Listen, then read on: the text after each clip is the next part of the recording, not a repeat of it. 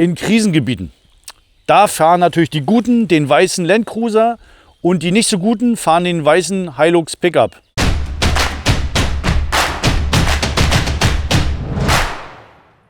Der Landcruiser ist wirklich ein Auto für Leute, die arbeiten.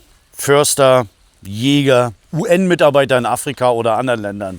Ja, und die Geschichte ist ganz interessant. In den 50er Jahren brauchte die amerikanische Armee Fahrzeuge, die Jeep ähnlich sind, sagte man damals. Und in Japan gab es ja die Police Reserve Force, die brauchte diese Fahrzeuge. Und Toyota hat sich gesagt, okay, wir bauen so ein Ding und nennen den BG-Typ. Das war der erste.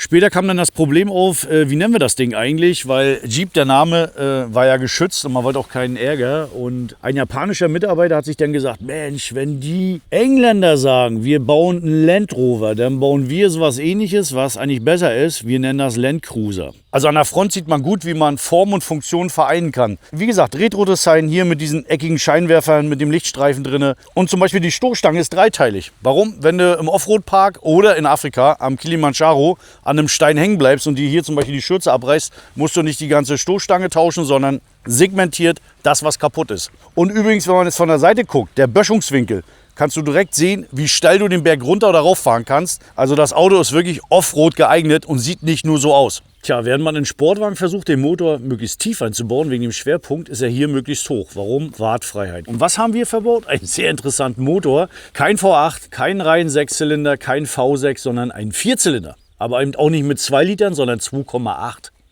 Das sorgt für 204 PS und 500 Newtonmeter. Klar, Turbo aufgeladen und dahinter hängt ein 48 Volt Mild-Hybrid-System, was dafür sorgt, dass er an der Kreuzung halbwegs geschliffen losfährt. Der Motor ist eben einfach nicht eine Ausgeburt an Laufkultur. Das merkt man gerade morgens, wenn man den anlässt. So, was hängt dahinter? Wie gesagt, eine 8-Gang-Automatik, die dafür sorgt, dass er wirklich zuckerweich schaltet und nicht so ruppig wie ein DSG-Getriebe. Das heißt, im Alltagsbetrieb fährst du den wirklich schön entspannt. Andererseits kannst du im Gelände wirklich mit Untersetzung millimetergenau fahren.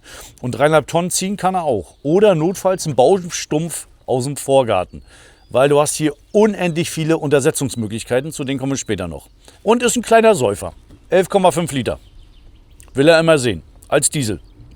Ist so.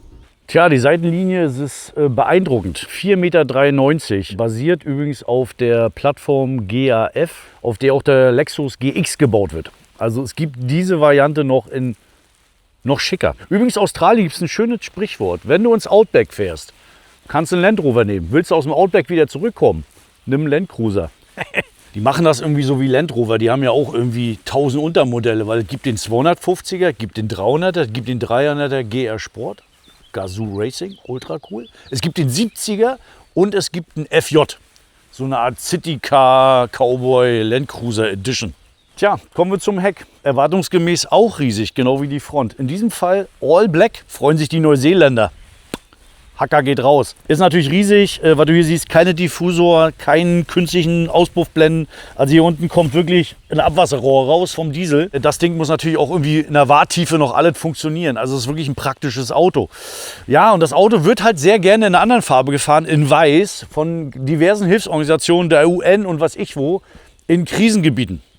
Da fahren natürlich die Guten den weißen Landcruiser und die nicht so Guten fahren den weißen Hilux Pickup. Mit irgendwas drauf montiert.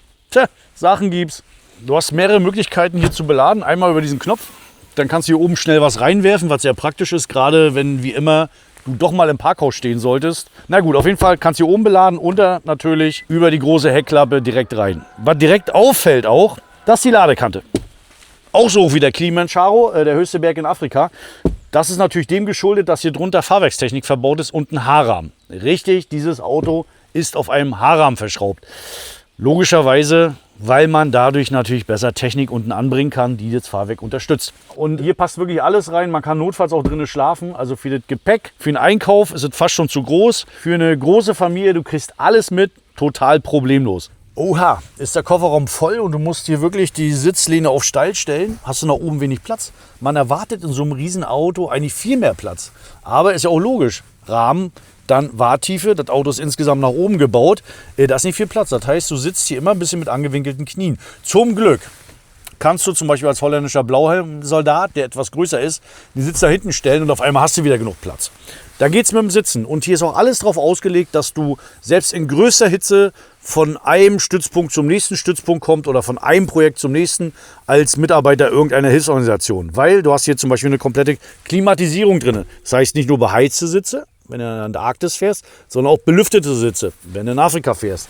Du hast hier zum Beispiel eine schöne Soundanlage von JBL drin, du hast Fensterheber, leicht abgetönte Scheiben, eine Belüftung hier oben, diverse Angstgriffe, also einen hier, um dich festzuhalten. Und was auch sehr cool ist, du hast zum Beispiel hier in der Tür so ein Pad drin, was gedämpft ist. Das heißt, wenn du hier immer hin und her gehst, haust du dir nicht die Schulter blau. Also das ist schon ziemlich cool gemacht. Ja, Getränkehalter, ist alles da, was du brauchst. 2 USB-C-Anschlüsse, noch so ein, früher hat man gesagt, Zigarettenanzünder, also eine große Stromquelle, die du übrigens auch hier hinter mir hast. Du kannst natürlich auch hier alles flachlegen, also kannst die Sitze nach vorne klappen, kannst im Auto schlafen, hast du natürlich dann für deine Devices eine Stromversorgung inklusive Getränkehalter. Direkt hinter mir. Jetzt sind wir im Kommandostand und auch hier haben so ein bisschen doch Bildschirme Einzug gehalten, entgegen meiner Aussage am Anfang. 2 12,3 Zoll große Displays inklusive einem Display im Rückspiegel. Das Ganze ist natürlich Toyota-like sehr gut verarbeitet und auch nicht so grob, wie man es erwartet. Also das ist hier beledert, das auch hier ist beledert, hier die Seitenwangen sind beledert, also übrigens auf beiden Seiten. Auch hier wieder die Thematik, wenn du mit dem Knie hin und her schlägst, dass das nicht irgendwann blau ist. Und du hast hier natürlich eine Einstellbatterie, was du mit diesem Fahrwerk anstellen kannst. Das ist echt irre. Bevor wir dazu kommen, erstmal noch ein paar andere Sachen. Also du hast natürlich beheizte Sitze, du hast belüftete Sitze, du hast eine gut einstellbare Klimaautomatik.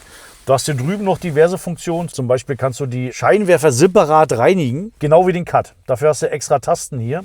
Du hast hier diverse Sachen drauf und du hast das Infotainment-System, wo ich erst gesagt habe, ich finde ja gar nichts zum Einstellen. Bis ich dann rausgefunden habe, dass du alles über die Lenkradtaste einstellst. Da habe ich mir gesagt, macht ja auch Sinn, wenn du durchs Gelände fuhrwerkst und das wirklich nur so geht und du willst hier irgendwas einstellen, dann geht es natürlich deutlich besser, wenn du eine Hand am Lenkrad hast und über diese Taste machen kannst. Dann kannst du hier diverse Fahrwerkseinstellungen vornehmen, wie zum Beispiel auch die Stabis disconnecten. Also wirklich, die Einstellmöglichkeiten sind unglaublich und du brauchst ein Studium. Und wahrscheinlich werden mir jetzt Offroad-Nerds hier riesen Texte drunter schreiben, was dieses Auto alles kann und was ich falsch erklärt habe. Ganz ehrlich, macht das. Schreibt mal drunter, was eure Erfahrungen sind mit diesem Auto und was man damit anstellen kann. Also das Fahrwerk ist echt irre. Ne? Du hast hier den Wählhebel, daneben hast du induktives Laden, du hast natürlich USB-C-Quellen ohne Ende, gleich 3-mal. Du hast einen HDMI-Anschluss, du hast die Kamera, sehr cool gelöst. Sobald du ein bisschen gefahren bist, zeigt dir praktisch die Kamera auch den Untergrund unter dem Auto an, weil es ja vorher die aufgezeichnet hat. Das heißt, du siehst zum Beispiel Steine, an denen du vorbeifährst, siehst du am oder unterm Auto langen Streifen. Das Einzige, was hier drinnen mir aufgefallen ist, was so ein bisschen blöd ist, das Auto meckert dich ständig an, wenn du nicht nach vorne guckst. Aber wer Gelände fährt, weiß, dass er auch manchmal einfach hier guckt und dann beginnt es rumzubimmeln.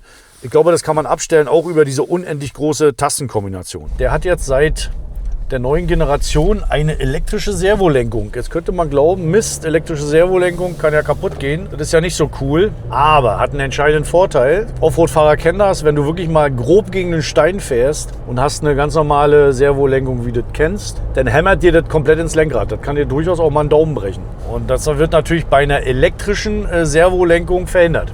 Aber kommen wir noch mal auf den Motor zurück. Ne? Also wie gesagt, es ist ein 2,8 Liter Vierzylinder Turbo-Diesel. Das klingt erstmal alles irgendwie rau, ungeschliffen und grob. Wenn das Ding mal fährt und durch die Dämmung, merkst du davon nichts mehr. Nur ein leichtes Vibrieren, was aber zum Auto passt. Aber andererseits ist es wieder so, wenn du hier alle Untersetzungen reinhaust, fährt das Ding einfach mal überall hin. Ne? Natürlich, das ganze Setup sorgt auch dafür, dass das Ding kein Rennwagen ist. Bei 170 ist Schluss. Aber wer fährt 170 mit so einer Karre? Also, weiß ich, 130 Tempomat rein und die ganzen anderen einfach vorbeigleiten lassen. Immer in dem Wissen, dass du der Mann bist, der notfalls, wenn die Straße zu Ende ist, durch Meteoritenanschlag, durch den Trichter durchfährst oder außen drum rum. Andererseits, Wahrtiefe sind 70 cm. Das heißt, wenn es mal feucht wird, kannst du bequem durchs Flussbett fahren oder zum Fliegenfischen das Ding einfach irgendwo in den See reinfahren, Klappe hinten auf und direkt aus dem Auto angeln. Keine Ahnung. Auf jeden Fall kann er auch super. Und ihr habt gesehen an den Überhängen, was ich euch vorhin gezeigt habe, dass du halt, wie gesagt, auch wenn es vor die steil nach oben geht, geht super. Ich meine, machen wir uns nicht vor, ne? Der Klotz ist teuer. Also hier stehen 100.000, das ist viel Geld. Klar geht es bei ein bisschen weniger los, aber wenn du 3 Kreuze machst, also es gibt nicht viele Kreuze, es gibt Ausstattungspakete, aber dann flutscht direkt nach oben. Andererseits sind die Dinger extrem wertstabil und werden auch wirklich als Oldtimer für richtig teuer Geld gehandelt. Also ich habe das Ding jetzt eine Woche. Ich fahre den unglaublich gerne. Man vergisst manchmal, dass es doch ein riesen Klotz ist. Also gerade wenn du ins Parkhaus runter willst oder in der Stadt rumrangierst. Andererseits gibt das Auto extrem Sicherheit. Du willst, wie gesagt, immer den Waldweg fahren. Also kürzeste Strecke oder die komplizierte. Das Auto schreit geradezu förmlich danach.